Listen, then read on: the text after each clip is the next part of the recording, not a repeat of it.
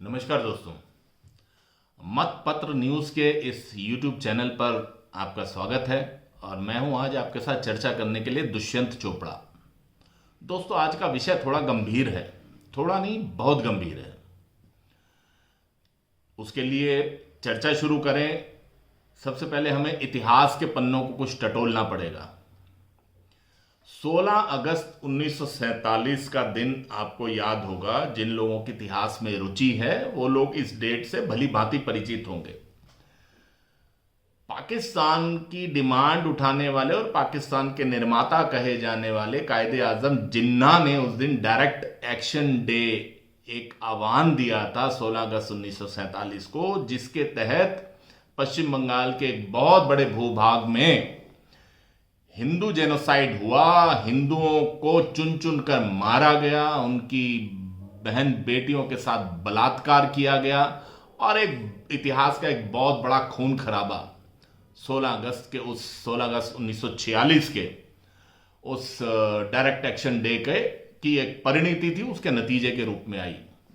उसके बाद से लेकर अभी जो लेटेस्ट एक दंगा हुआ, जिसको कि हिंदू मुस्लिम दंगा फसाद कहा जा रहा है, हिंदू मुस्लिम फसाद कहा जा रहा है, इसको या किसी भी दंगे को आप अगर अच्छी तरह से और एक पारदर्शी तरीके से एक न्यूट्रल होके जब आप अगर उस दंगे को नाम देंगे तो वो हिंदू मुस्लिम फसाद की जगह आपको मुस्लिम दंगा नजर आएगा।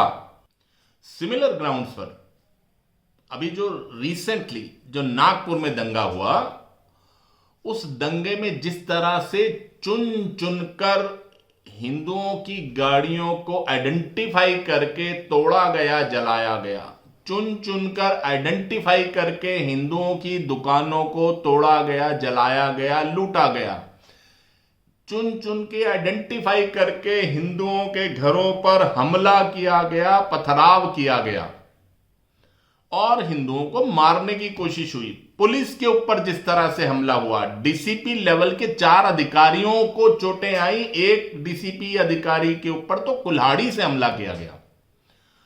तो आप 1946 से लेकर आज तक के इस दंगे में देखेंगे तो आपको एक बड़ा क्लियर पैटर्न हर मुस्लिम दंगे में नजर आएगा कि सभी दंगे सुनियोजित थे, उनकी पहले से तैयारी की गई थी, उसकी बाकायदा योजना बनाई गई थी, किस मौके पर किस बहाने को सामने रखकर वो दंगा किया जाना है, उसकी पूरी तैयारी होती थी। यही बात यहां पर इस दंगे के साथ भी हुई कि जब ये कहा गया कि बजरंग दल और विश्व हिंदू परिषद के कुछ कार्यकर्ताओं ने औरंगजेब की मजार पर जाकर एक उसको तोड़ने का प्रयास किया, या एक ऐसा उन्होंने धरना प्रदर्शन किया कि इस मजार को, औरंगजेब की मजार को धस्तीभूत कर देना चाहिए। लेकिन अफवाह यह फैलाई गई, यानी कि बहाना जो सामने एक फ्रंट रखना चाहिए किसी भी दंगे को आयोजित करने के लिए, वो फ्रंट ये रखा गया कि वहां पर एक हरे रंग की एक चादर को जलाया गया जिसके ऊपर कुछ धार्मिक आयतें या कुछ एक धार्मिक वर्ड्स जो है वो लिखे गए थे और उससे हमारी धार्मिक भावनाएं आहत हुई हैं। वहां पर लब्बैक लब्बैक के नारे लगे। लब्बैक के नारे आपको ध्यान है? पाकिस्तान, अफगानिस्तान, जरा खोज कर देखिए गूगल पर लब्बैक लब्बैक के नारे का क्या मतलब होता है, तब आपको समझ में आएगा। तो जिस तरह से सुनियोजित ढंग से ये वाला भी दंगा एग्जीक्यूट किया गया, वो पैटर्न आपको भले 2020 में दिल्ली का दंगा हो, जहां पर कि ताहिर हुसैन के घर से ऊपर बहुत बड़ी गुलेल मिली जिससे कि पेट्रोल बम बरसाए गए, भले पत्थर मिले हों, भले मऊ में जिस तरह से भारत की जीत का एक जश्न मना रही भीड़ के ऊपर पथराव किया गया, पेट्रोल बम फेंके गए, जिस तरह से अभी रिसेंट टाइम्स में संभल के अंदर दंगा किया गया, वहां पर आपको एक पैटर्न बिल्कुल नजर आएगा। हरियाणा में नूह के दंगे को अगर आप याद कर लीजिए, आपको पेट्रोल बम, आपको पत्थर, आपको डंडे, आपको तलवारें, आपको बड़े बड़े चॉपर्स जो मांस काटने के काम आते हैं, वो सभी की सभी चीजें आपको रेडिली अवेलेबल मिलेंगी उस हर दंगे में। मुस्लिम आक्रांताओं की भीड़ के हाथ में, यानी कि वो सब ने पूरी तैयारी के साथ उस दंगे को एग्जीक्यूट किया। और ये नहीं है कि इस सुनियोजित दंगों की शुरुआत केवल 16 अगस्त 1946 को डायरेक्ट एक्शन डे के बाद से लेकर अब तक हुई है। उससे पहले भी ये पैटर्न शुरू हो चुका था। देश में खिलाफत आंदोलन विफल हो चुका था। मुस्लिम समाज के अंदर या मुस्लिम जो नेतागण थे उनके अंदर एक सुगबुगाहट थी अपना वर्चस्व स्थापित करने की, वर्चस्व दिखाने की कि भाई हमारा इतना बड़ा लीनिएज है जहां पर कि हमने इस देश के ऊपर शासन किया है। तो उसको लेकर जो सुगबुगाहट थी, तो यहां पर सेम यही महल एरिया में, सेम इसी शहर में, यानी कि जहां पर आरएसएस का मुख्यालय है नागपुर, जहां से कि महाराष्ट्र के मुख्यमंत्री आते हैं देवेंद्र फडणवीस, जहां पर कि केंद्रीय मंत्री नितिन गडकरी आते हैं, वो नागपुर, उस नागपुर के उसी महल एरिया में ये वाला जो दंगा हुआ, अगर हम इतिहास को खंगालेंगे तो हम देखेंगे कि 2 दंगे अब से पहले यहां पर हुए थे, लेकिन वो 100 साल पहले हुए थे। 1923 में एक दंगा हुआ जब महालक्ष्मी का जुलूस निकला, तब मुस्लिमों ने बुरी तरह से हिंदुओं को दौड़ा दौड़ाकर पीटा, महिलाओं के साथ अभद्रता की गई और उनके घरों को जलाया गया, ध्वंस किया गया। उसके बाद 1925 में शायद मतलब कहीं ना कहीं इस दंगे का भी, ये जो 1923 का दंगा था, इसकी भी छाया कहीं ना कहीं उनके दिमाग में रही होगी। तो राष्ट्रीय स्वयंसेवक संघ के जो संस्थापक हैं डॉक्टर केशव बलिराम हेडगेवार, उन्होंने 1925 में नागपुर के ही शहर में, इसी शहर में राष्ट्रीय स्वयंसेवक संघ की स्थापना करी, जिसका प्रथम उद्देश्य यही था कि हिंदुओं को संगठित करना, राष्ट्र के प्रति समर्पित करना और हिंदुओं को एक ये एहसास दिलाना कि एक संस्था है जो उनके लिए सोचती है, उनकी रक्षा करने के लिए प्रतिबद्ध है। इसी सोच के साथ राष्ट्रीय स्वयंसेवक संघ की स्थापना माननीय केशव बलिराम हेडगेवार जी ने 1925 में करी। और दोस्तों उसके बाद जो मैं 2 दंगों की बात करी, 1927 में फिर से एक दंगा होता है नागपुर में। वो दंगा जब महालक्ष्मी का फिर से जुलूस निकलता है, वो जुलूस निकलने के बाद जब सारे थके हारे हिंदू परिवार अपने अपने घरों में जाकर विश्राम कर रहे होते हैं, खाना खा रहे होते हैं, तब अचानक से एक भीड़ आती है और बड़े सुनियोजित तरीके से हर घर के अंदर लोगों ने घुस के दंगा करना शुरू किया। लेकिन यहां बहुत बड़ा लेकिन यह है कि उनको उस चीज का बराबर जवाब मिला। यानी कि जहां जहां उन दंगाइयों ने अंदर जाकर हिंदू परिवारों को प्रताड़ित करने की कोशिश की, मारने की कोशिश की, हर परिवार से टोलियां निकली डंडों के साथ, दंड के साथ, और उन्होंने उन मुस्लिम आक्रांताओं की जम के कुटाई करी। ऐसी कुटाई करी कि उसके बाद आप देखिए कि आज 100 साल हो गए साहब, नागपुर में दंगा नहीं हुआ। वो जो आक्रांता जिन्होंने हिंदू घरों में घुसने की कोशिश की, और राष्ट्रीय स्वयंसेवक संघ की उस समय जो एक रिकॉर्ड है, ऑन रिकॉर्ड 16 टुकड़ियों ने उनको दौड़ा दौड़ा कर जो पीटा था, केशव बलिराम हेडगेवार जी की जो टीम थी उन्होंने दौड़ा दौड़ा कर उनको पीटा था। उसका जिक्र 4 दिन बाद ही 7 सितंबर 1927 के न्यूयॉर्क टाइम्स में भी इस खबर को लेना पड़ा। न्यूयॉर्क टाइम्स ने यह खबर कैरी करी कि ऐसे ऐसे नागपुर में एक मुस्लिमों ने दंगा करने की कोशिश की और हिंदुओं ने उनसे दौड़ा दौड़ा कर पीटा। इसके साथ ही आप देखिए कि उस जो प्रतिकार दिखाया, जो प्रतिरोध दिखाया, जो हिम्मत हिंदू समाज ने दिखाई, जो हिम्मत राष्ट्रीय स्वयंसेवक संघ आरएसएस के तब के स्वयंसेवकों ने दिखाई, उन टोलियों ने दिखाई, 16 टोलियों ने दिखाई, तो तपन बासु करके एक घोषित रूप से anti RSS, anti BJP, anti Hindu विचारधारा रखने वाले कम्युनिस्ट लेखक हैं तपन बासु। उनकी एक किताब है, उन्होंने जो किताब लिखी उसका नाम है खाकी शॉर्ट सैफरन हाफ्स। तो आप देखिए उस किताब के अंदर उन्होंने इस दंगे का जिक्र करते हुए लिखा है, वो लिखने को मजबूर हुए। उन्होंने कहा हेडगेवार के लड़कों ने मुस्लिम दंगाइयों को खदेड़ दिया। यानी कि कम्युनिस्ट विचारधारा से ओतप्रोत लेखक भी उस घटना को उस नजरिए से याद करते हैं जब आरएसएस ने मुस्लिम दंगाइयों को खदेड़ दिया, हिंदू धर्म की रक्षा करी, हिंदू परिवारों की रक्षा करी और एक नजीर पेश करी कि अगर हिंदू संगठित है, अगर हिंदू पूरी तरह से प्रतिकार करता है, हिंदू को कोई हथियार का लाइसेंस चाहिए नहीं चाहिए, हिंदू ने कोई अपराध नहीं करना है, लेकिन हिंदू इतना तो संगठित हो कि वो कम से कम अगर उसके ऊपर कोई भीड़, कोई दंगाइयों का एक समूह आकर हमला करे तो उसको प्रतिकार कर सके, अपने आप को बचा सके।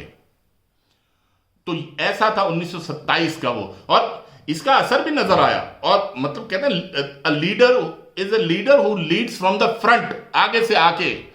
ये महालक्ष्मी के जुलूस के ऊपर हमले का प्रतिकार था। उसके बाद जब अगली कुछ महीनों बाद ही गणेश चतुर्थी का जुलूस निकला तो पूरे नागपुर ने देखा था कि डॉक्टर केशव बलिराम हेडगेवार उस पूरे जुलूस को पूरे शान शौकत के साथ और पूरे उनके साथ मिलकर, अपने स्वयंसेवकों के साथ मिलकर उन्होंने उस जुलूस को लीड किया और उस जुलूस में सबसे आगे आगे चले।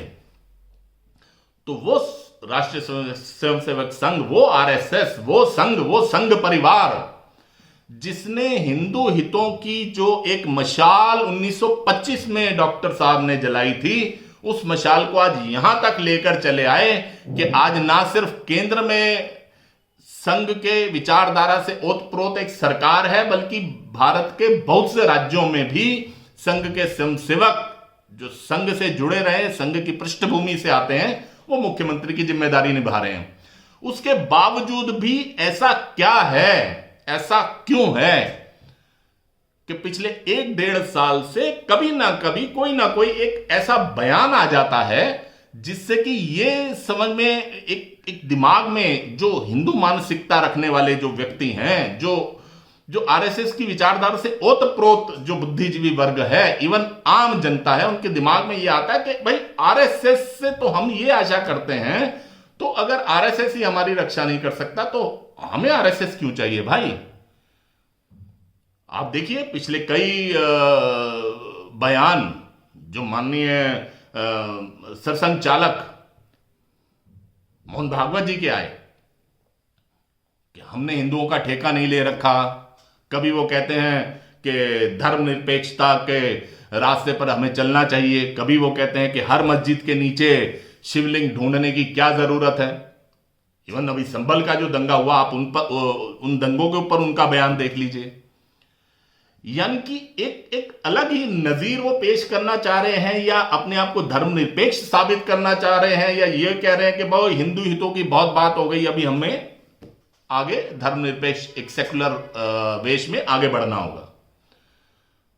अब आप देखिए कि अभी जो बेंगलोर में जो राष्ट्रीय प्रतिनिधि सभा चल रही है राष्ट्रीय स्वयंसेवक संघ की, तो उसमें जब जो राष्ट्रीय प्रवक्ता सुनील आम्बेकर हैं, जो कि प्रचार प्रमुख हैं राष्ट्र के आरएसएस के राष्ट्रीय प्रचार प्रमुख हैं, वो प्रेस कॉन्फ्रेंस को एड्रेस करते हैं। और कुछ दिन पहले हुए इसी नागपुर के दंगे का जिक्र जब एक पत्रकार ने उनसे कुछ पूछना चाहा, तो वो बहुत ही एक कैजुअल तरीके से कह देते हैं कि भाई औरंगजेब तो अब इररेलेवेंट है, अप्रासंगिक है। Is Aurangzeb relevant today? Do you think the tomb should be moved? I think not relevant. I think not relevant. It's very shocking.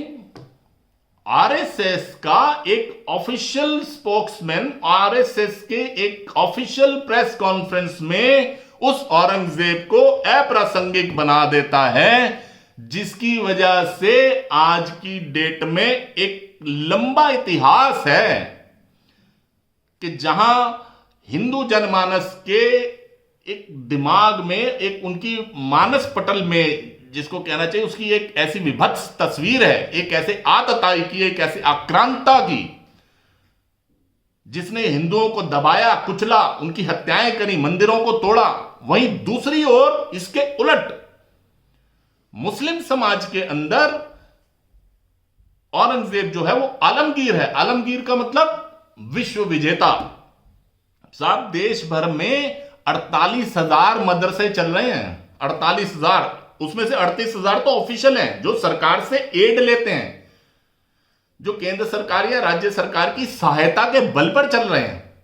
40 lakh से ऊपर वहां मुस्लिम बच्चे धार्मिक शिक्षा लेते हैं और उनको पढ़ाया गया जाता है आलमगीरी औरंगजेब की।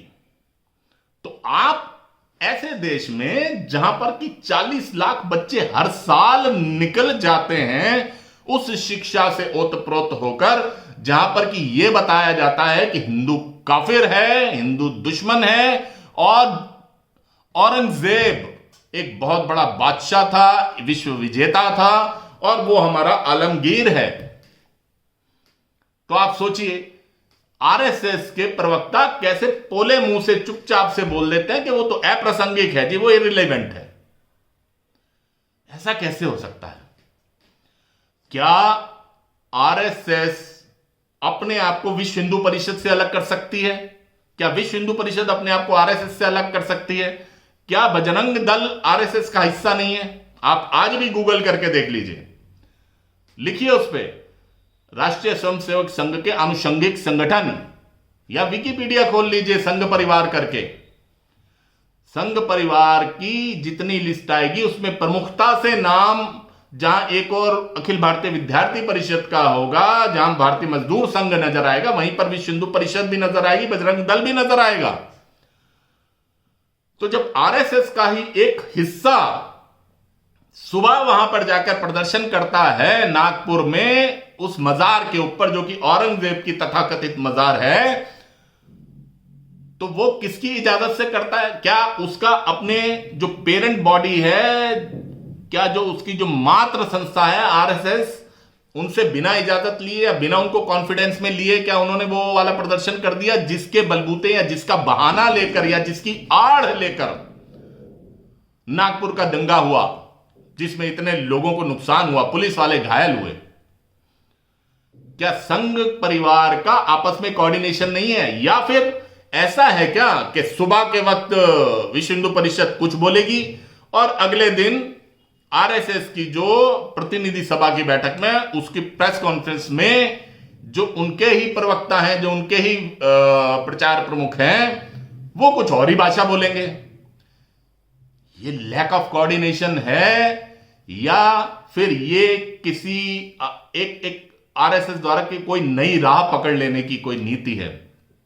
दोस्तों, आज देश जिस हालात से गुजर रहा है और सनातन धर्म को मानने वाले धर्मावलंबी, जो हिंदू धर्मावलंबी हैं, आज वो जिस चेतना के दौर से गुजर रहे हैं, उनकी जो अवेकनिंग हुई है वो कमाल की है। दोस्तों, कुंभ उसका सबसे बड़ा उदाहरण है। महाकुंभ अभी जो हुआ, 66 करोड़ हिंदुओं ने वहां जाकर डुबकी लगाई।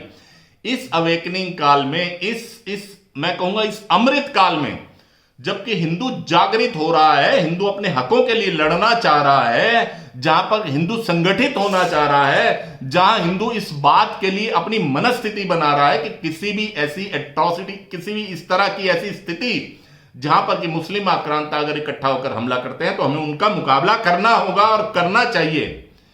इस दौर में जबकि देश गुजर रहा है, ऐसे में आरएसएस का इस तरह से ढुलमुल रवैया, धर्मनिरपेक्षता की ओर बढ़ते उनके कदम, गंगा जमनी तहजीब की जो धोखेबाजी देश में चल रही है, उसके ऊपर जो मोहर लगाने के जो प्रयास समय समय पर आरएसएस के विभिन्न नेताओं के द्वारा किए जा रहे हैं, ये कोई अच्छा इशारा नहीं है। ये सुगबुगाहट शुरू हो गई है हिंदुओं के बुद्धिजीवियों में भी और आरएसएस के भी एक सेक्शन के अंदर कि क्या आज जबकि आरएसएस के 100 साल पूरे हो गए हैं तो हिंदुओं को किसी नए संगठन की जरूरत है जो कि उनको उसी बल के साथ, उसी तेज के साथ, उसी आभा मंडल के साथ नेतृत्व दे सके जो कि 1925 में डॉक्टर केशव बलिराम हेडगेवार जी ने दिया। उन्होंने एक संगठन खड़ा किया जिसने 2 साल के अंदर अंदर 1927 के अंदर दंगाइयों को खदेड़ दिया था। आज हिंदू एक ऐसे दल की ओर, एक ऐसे संगठन की ओर, एक ऐसे नए समूह की ओर देख रहा है, मुंह बाएं देख रहा है। ये सोचनीय विषय है। मैं आज अपने वीडियो को शायद यहीं पर समाप्त भी करना चाहूंगा, लेकिन एक सोच, एक प्रश्न आपके सामने जरूर छोड़कर जाऊंगा। अगर आप मेरी बात से सहमत हैं तो आप जवाब जरूर देना। क्या आज हिंदू समाज को, क्या हिंदू जनमानस को एक नए प्रभावशाली, तेजोमय, आभा मंडल युक्त एक नए संगठन की जरूरत है, या फिर वही आरएसएस जो कि आज 100 साल की होने के बाद और 10 साल सत्ता का उपभोग और सत्ता का लाभ लेने के बाद शायद एक ढीले उसमें नजर आ रही है। क्या होना चाहिए, इस पर मैं आपकी राय की वेट करूंगा, प्रतीक्षा करूंगा, और आशा करता हूं कि आज आपको अगर ये मेरा विषय पसंद आया होगा तो आप ना सिर्फ वीडियो को लाइक करेंगे, शेयर करेंगे, अपने दोस्तों के साथ, अपने परिवार के साथ इस बात की चर्चा करेंगे। इस वीडियो को शेयर कीजिए। अगर आपने अभी तक हमारे चैनल को सब्सक्राइब नहीं किया तो कृपया चैनल को सब्सक्राइब कीजिए, साथ वाले बेल आइकॉन के बटन को जरूर दबाइए ताकि हमारे हर आने वाले कार्यक्रम की सूचना सबसे पहले आप तक पहुंच पाए। बहुत बहुत धन्यवाद दोस्तों।